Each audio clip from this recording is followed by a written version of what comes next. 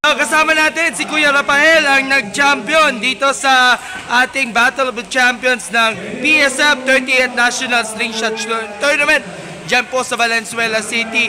Sir, first of all, bumati ka muna sa ating mga manonood. Maraming salamat. Magandang hapon. Nagpapasalamat ako sa PSF, Philippine Slingshot. Sa team namin, marksmen,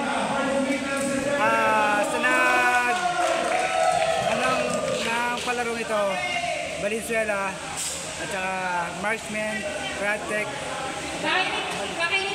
Kabalin. Ayun, sir, kamusta ang pakiramdam na bukod sa pagiging Battle of Champions, second runner-up ka rin, ikaw rin yung king of the 15 meters dito sa competition. Siguro ano yung naging thoughts ninyo dito sa naging performance niyo all throughout this tournament? Ano lang, natapat lang. Nahirapan ako sa 10 meters. Nakuha ako sa 15. Pero at least nairaos rin yung mismong tournament na walang sablay, walang palya. Pero ano ba yung naging sikreto, Ika nga, kung bakit sabihin natin, naging maganda nga ang performance ninyo dito? Practice lang, practice. Everyday practice. Consistent. Kung ano yung mga bands na ginagamit mo, yun lang. By the way,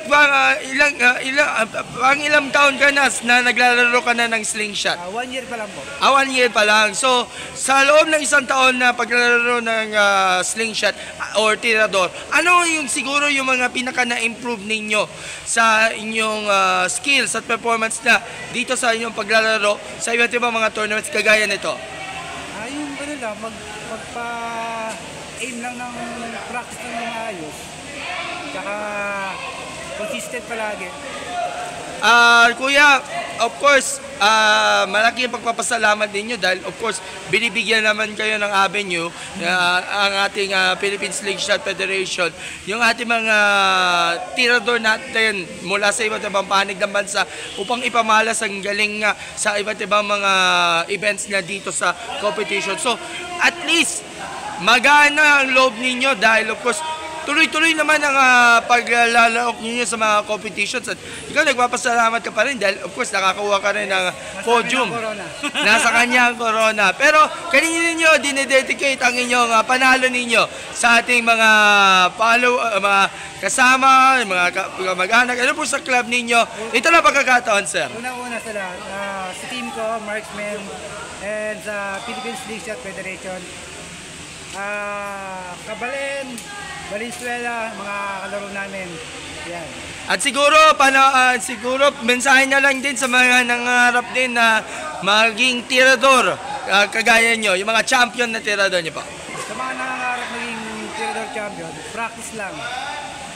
More practice. At huwag magpupuyat kasi mahirap mag-game ng pagpuyat. Kalaban talaga yung puyat at of course yung pagod, Ika nga, pagdating nga sa, hindi lang sa training kundi sa mismong competition na rin. Anyway, congratulations sir, enjoy your victory and looking forward sa more successes pa sa iba pa mga PSF events. Maraming salamat po and God bless. Thank you po.